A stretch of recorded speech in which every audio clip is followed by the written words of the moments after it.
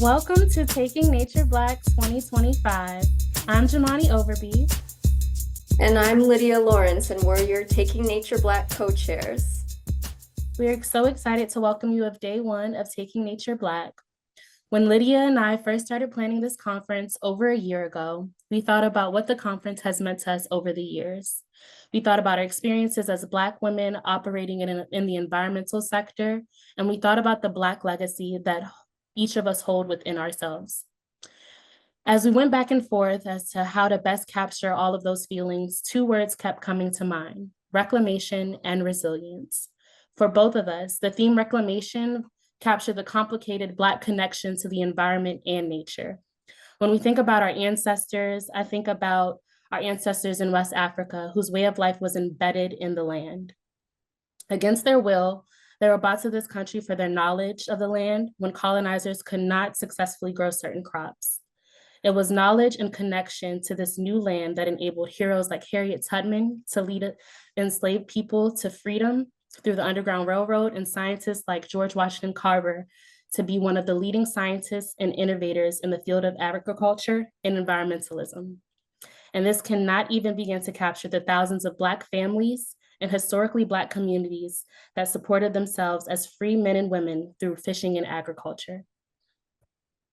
But we would be remiss if we also didn't consider the insidious efforts of colonization to disconnect our community from the very land that was our legacy, from stopping those who were enslaved from practicing their own indigenous practices, to making trees synonymous with lynching, even to preventing us from recreating in parks due to Jim Crow laws. There's been a systematic attempt to separate our community from this legacy that is our birthright. And so the reclamation narrative is not just reclaiming the mainstream narrative that we as a community are disconnected from nature. It's also recognizing the forces that have worked to disconnect us from nature and working against those forces. And knowledge of this history brings us to the other part of our theme, resilience. Resilience seemed like a buzzword last year, but what does it actually mean? The Oxford Dictionary defines resilience as the capacity to withstand or to recover quickly from difficulties. I can't think of a time where the Black community has not had to withstand or recover from difficulties. Yet we have persisted, and we have not just survived. We found ways to thrive, finding joy and community in the face of oppression. Lydia and I had no idea how essential these themes would be today. In a time where our history, our legacy, and our environment are under attack, it is more important than ever that we come together to resist. In a speech at Birkbeck, University of London, Angela Davis spoke extensively on the importance of seeing the fight for freedom and justice for ourselves and our earth as the movement of the people and not a movement of prominent figures. She said regimes of racial segregation were not disestablished because of the work of leaders and presidents and legislators, but rather because of the fact that ordinary people, just like us, ordinary people adopted a critical stance in the way in which they perceive their relationship to reality.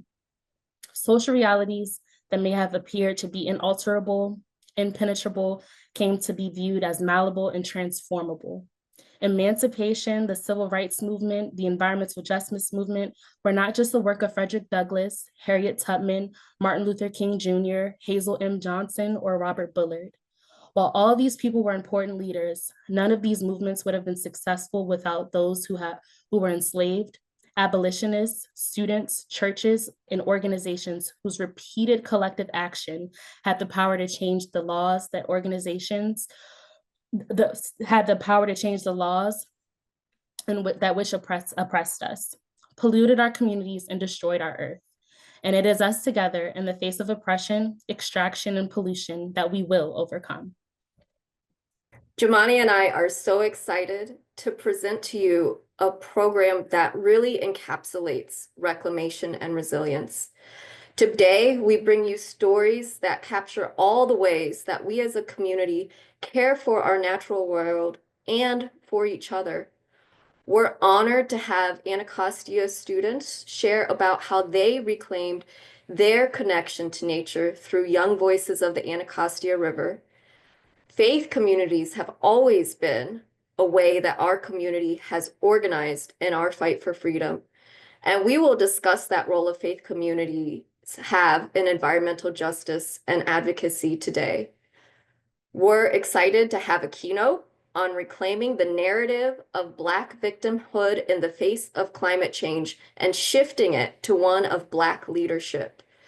And finally, we will end today with a discussion on all the intersectional ways that nature heals us and addresses systematic barriers that we face as a community. And this is just day one. We have so many powerful speakers to come, like Dr. Jailana Sheets, Dr. Carolyn Finney, Wawa Gatharu of Black Girl Environmentalists, Dr. Mustafa Santiago Ali, and Reverend Lennox Yearwood, all in one conference. And none of this would have been possible without the support of our sponsors, such as the Howard Hughes Medical Institute. Without our long-term sponsorship partners, this conference would not have been able to continue. Our speakers have really saved us in so many ways this year, from busy community organizers to traveling national champions. All of our speakers recognize the importance of a space that centers and uplifts people who look like us.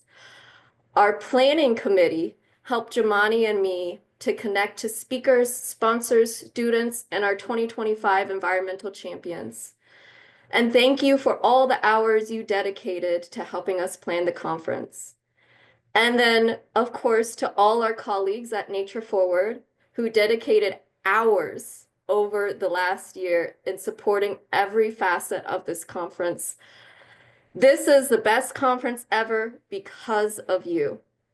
So let's get ready to be inspired, ignited, and empowered at Taking Nature Black 2025.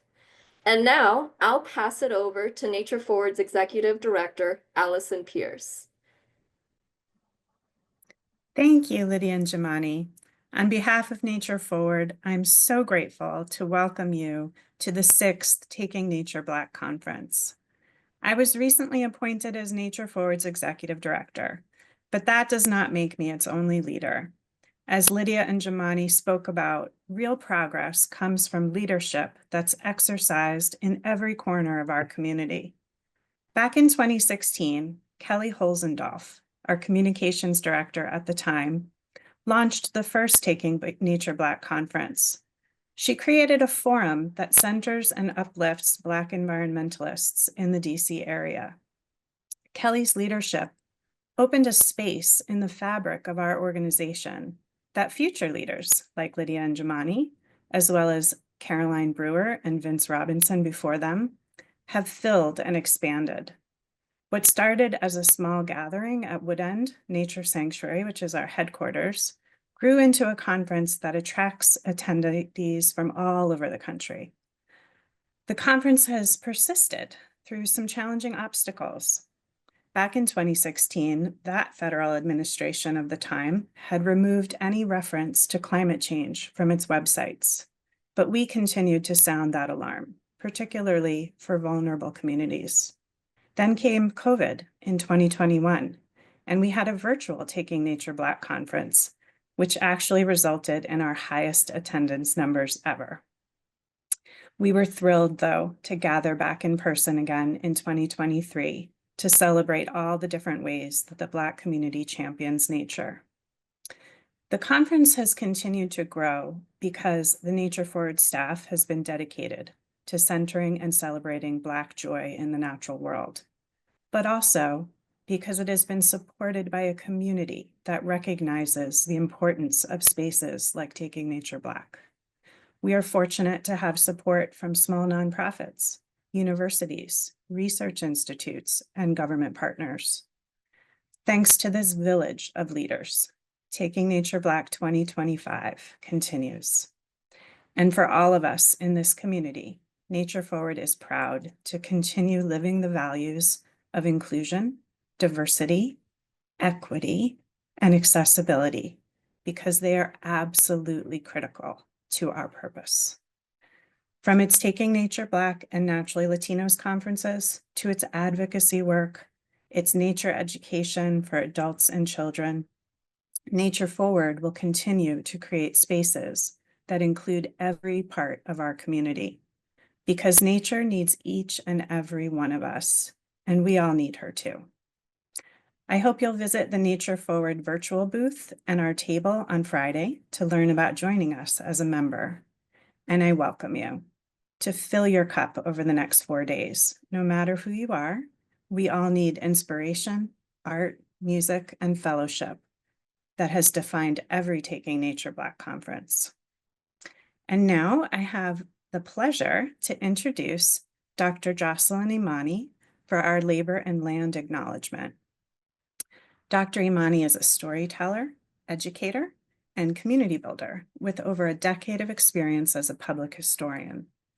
In her work, she is focused on reimagining how Black history and culture sites are activated and aims to make shared spaces more relevant and accessible to all populations. Prior to joining the Trust for Public Land, Dr. Imani spent time as an interpretive ranger with the National Park Service, served as a historian at Ulysses S. Grant National Historic Site, and worked in the Office of Curatorial Affairs at the Smithsonian National Museum of African American History and Culture. Dr. Imani holds a PhD in African Diaspora and Public History from Howard University and a BA in History from Fisk University. She's an avid fan of arts, music, and culture. Dr. Imani comes from a long line of musicians, and she sang before she spoke. A proud daughter of the South, she is a native of Nashville, Tennessee. And I give you Dr. Imani. Good morning, Nature Forward community.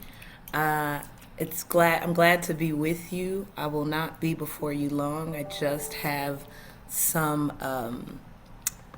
brief notes to share with you in the way of acknowledging this land and the labor. So, first, I have to give the disclaimer that I choose to be a believer in something that is greater than myself. So I want to give honor to the one known by many names, from many different people. Some say God, some say the universe, but I do believe that we have an intelligent design. And also there are those who lived this life and ran this race before us. We call them ancestors.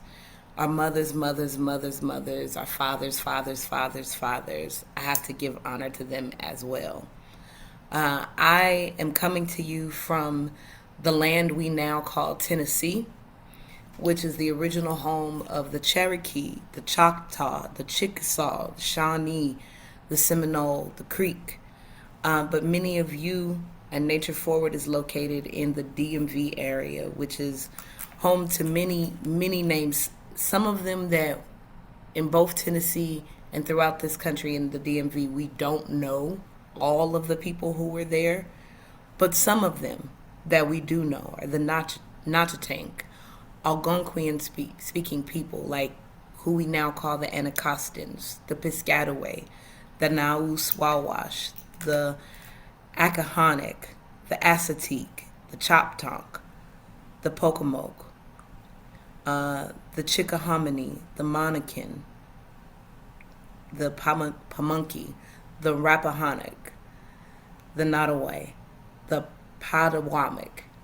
Those people who lived that land, who worked that land, who are indigenous to that land, before any English speaker ever set foot on its shores. The people who dreamed dreams in those fields, who planted seeds in that ground, who planned their lives with those stars since time immemorial. We honor them. Those people who, through generations of broken treaties and violent removal, continued to adapt and reshape and resist and plan and dream, whose children's children's children's children still exist today, They are not extinct. They are not in our memories. They live. Some groups merged with other groups, moved to other lands, but their children still exist in this land we now call America. And then there are others, the people from the continent we now call Africa, who were captured with that same violent impulse of colonization. And whereas our indigenous folks to the land we now call America were moved westward, northward, by hundreds of miles, these other folks were transferred by thousands of miles by boats in hulls of ship. The people now, the Ashanti, the Fulani, the Bakongo, the Mandi, the Oyo, the Dahomey, the Kru, the Mabundi, the Bamileke, the Fon, the Yoruba, the Bubi, the Ewe, Igbo, Tikar, Ibibio, Mende, Timne, Mandika, Wolof, and many, many more. Those who we now call African Americans, who were brought to work this land, beyond the cornfields and cotton fields of our popular imagination, they worked it everywhere from the shipyards of Annapolis to the tobacco fields of Virginia.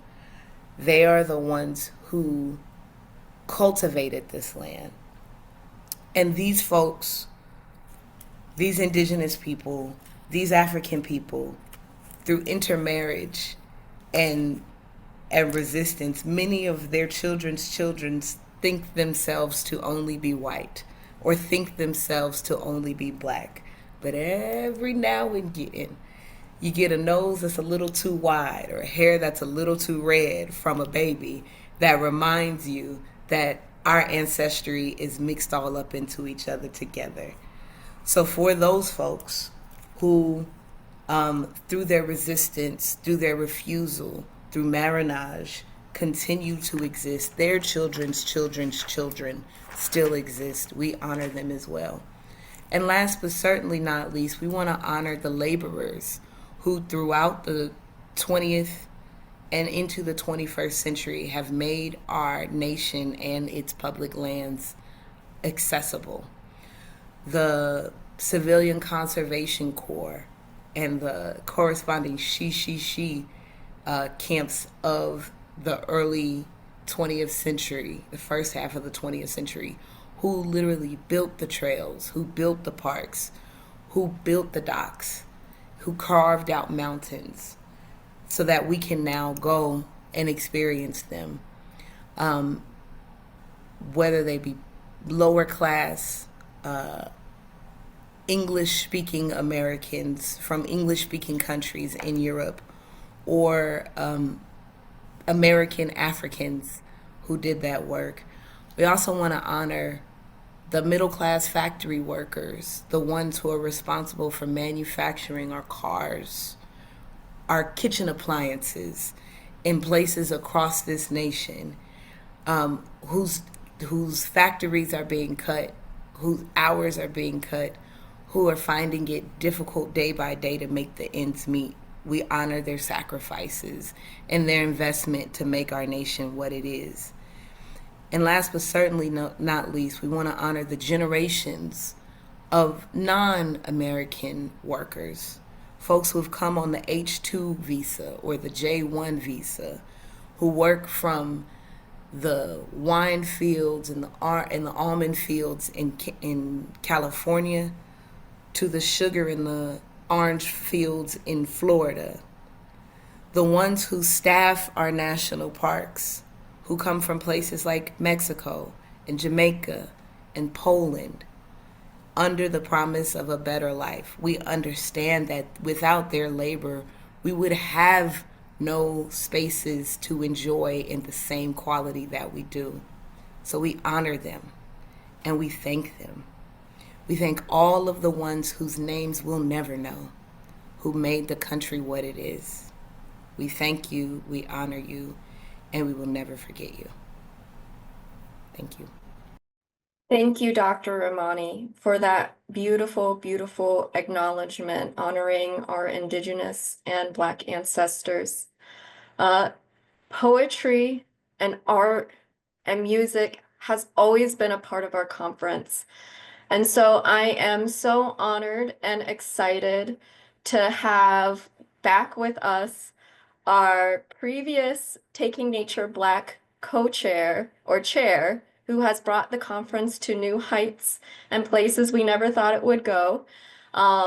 She is also a celebrated author and communicator, Carolyn Brewer, who recently completed and will be publishing tomorrow a project and book called Young Voices of the Anacostia River. And she will speak more on that a little later, but she is going to read to us a poem from one of the Anacostia students' work in reclaiming their connection to nature and writing about it. Thank you, Carolyn, for being with us today.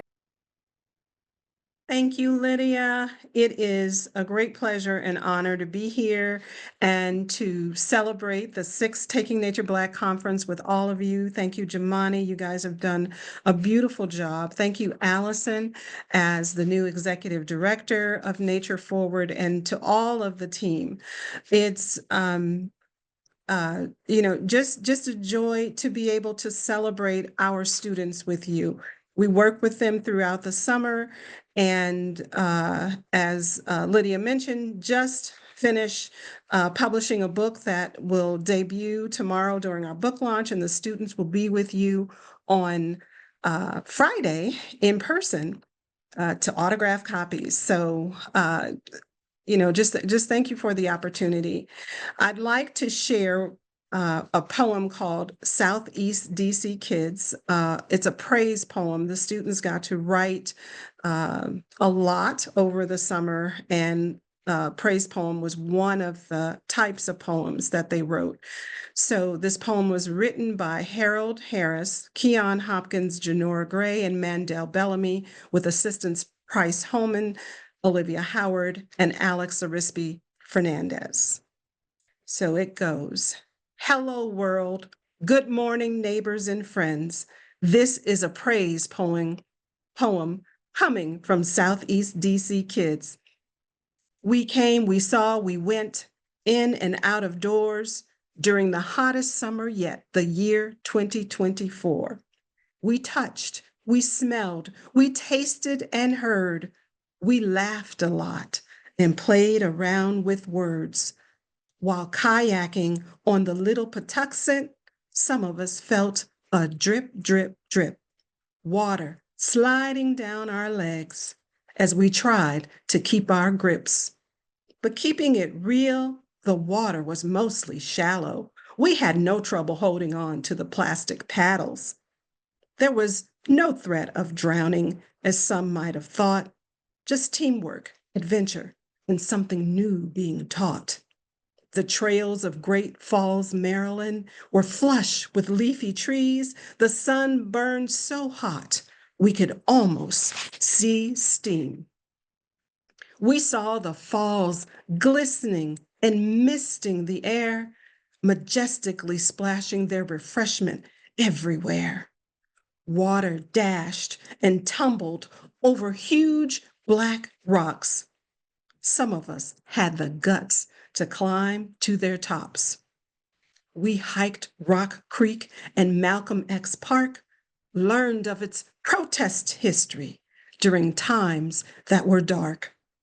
We toured Ivy City, thanks to Empower DC, and learned about environmental injustice to a sad, shameful degree. Kenilworth Aquatic Gardens was what you might call rife with ponds, marshes, and lotuses that gave us life. We are buds bursting, leaves thirsting, roots running deep, wild, restless, and cannot sleep, pushing, pulling, overcoming tribulations and trials. Like rivers, we keep roaming, mile after mile. So we congratulate ourselves for making it thus far, still rising, still shining, like the luminous stars we are. Hello, world. Good morning, neighbors and friends. This is a praise poem coming to you from Southeast DC Kids. Wow. What a beautiful, beautiful, beautiful work. And to think about the absolute transformation that your project brought, Carolyn. And after hearing that poem, it makes me so, so excited to hear more about your project and the panel that is coming up after our break. So if you all loved that poem, which was absolutely magical, we will be breaking shortly, but we will be back at 10:45, where Carolyn and her project lead, Xavier Brown from UDC, as well as three of the Anacostia students who participated in this project will be joining us to talk about their experience. And we are so honored to have them. But before we go on break, I want to just give us some announcements. If you are having any technical difficulties logging into the Whova app, please make sure you use a Chrome browser. If you're not having difficulties and you're not on Chrome, no problem. And we also want to encourage you that even after our speakers and sessions, that we have on Saturday nature immersive experiences. So the spots for those are limited, but please, please sign up. We have things like a bird walk. We have virtual yoga if you are only able to come virtually. We have hikes through Patuxent Research Refuge and a walk through Kenilworth Aquatic Gardens. And those are brought to us by our partners, Outdoor Afro and Soul Trek and DC Bird Alliance, and then Kiona Gardner, who's a Prince George's County native. So please, please sign up for those. The link will be dropped in the chat. Also, Taking Nature Black, we're in our sixth conference, and I feel like it's become an institution. I personally started coming virtually during Carolyn's all virtual COVID conference. But we have swag available for you to purchase wherever you are. We'll have some swag at our in-person day on Friday, but you can also purchase swag through our Taking Nature Black shop, and that link will also be dropped in the chat.